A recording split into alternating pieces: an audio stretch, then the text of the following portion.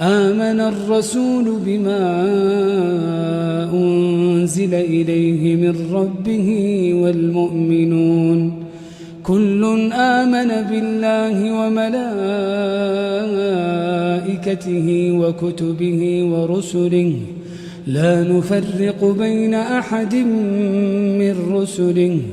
وقالوا سمعنا وأطعنا غفرانك ربنا وإليك المصير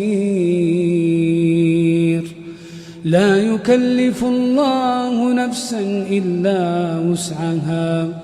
لها ما كسبت وعليها ما اكتسبت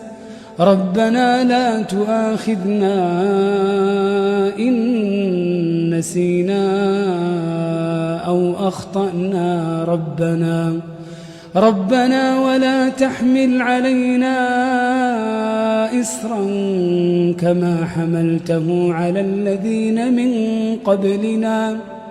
ربنا ولا تحملنا ما لا طاقة لنا به واعف عنا واغفر لنا وارحمنا أنت مولانا فانصرنا على القوم الكافرين.